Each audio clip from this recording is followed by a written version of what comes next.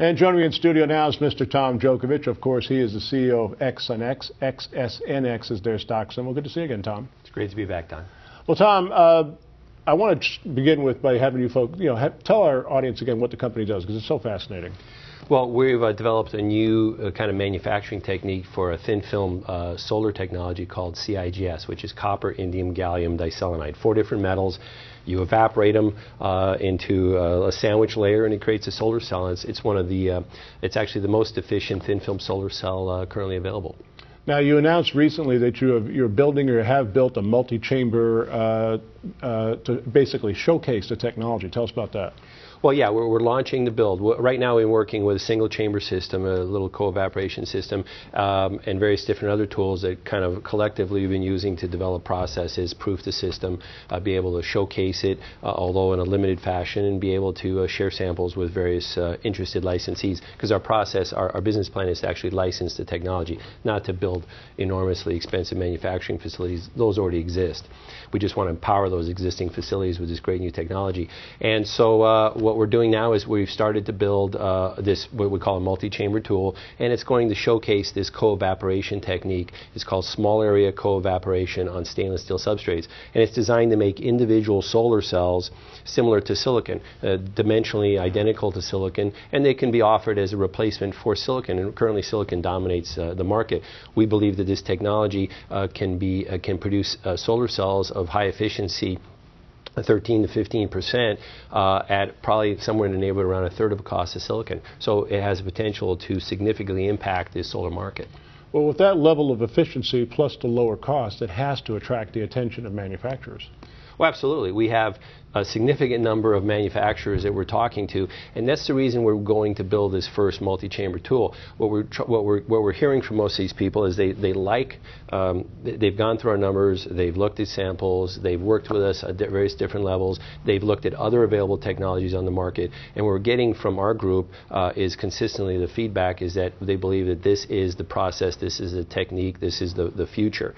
What they want to see is this multi-chamber tool. The larger manufacturers want to see this multi-chamber tool, and they want to be able to get their scientists in there and let them work with this tool that allows us to process multiple simultaneous substrates through the system.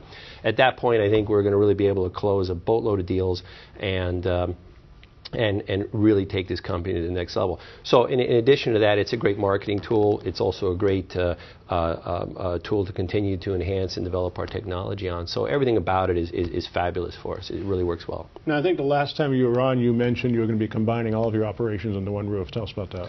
Yeah, I think the time's come. We've decided as a company to go ahead and move everything together. Up till now, we've been working in other people's facilities using their tools and technologies to develop our processes on it. Because we're not a machine manufacturer, but it requires a machine, kind of like computers and software. You have hardware and software. We're more on the software side, if you will, if you want to look at if that's which I think it is a decent analogy. And on the hardware side, there's companies out there that make fabulous tools, well-known entities. We have their names on our website as part of our partners list. And we've been working with the technologies in their facilities, working to fine-tune our processes on their tools. It's now time for us to come in under one roof and really brand our identity and our advantage separately. Because obviously when we market inside other people's facilities, it does show strength through partnership. At the same time, it does dilute our brand a little bit.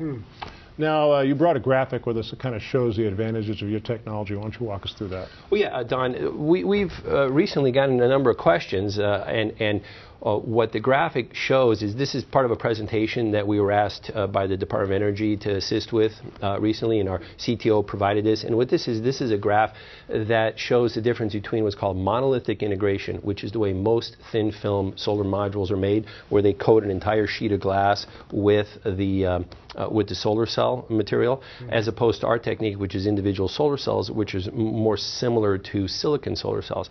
And what's astonishing in this graphic, and it shows the fact that on the individual solar cells, your area loss, once you assemble the whole module together, all the individual solar cells, by the time you account for all the different area losses, you're looking at about an 18% area loss with a 125 millimeter silicon wafer or a CIGS wafer, or around 16% area loss with a 156 millimeter wafer, which is what our system is designed to produce. As opposed to monolithic integration, it can be in excess of 30%, as this graph shows in the far right column.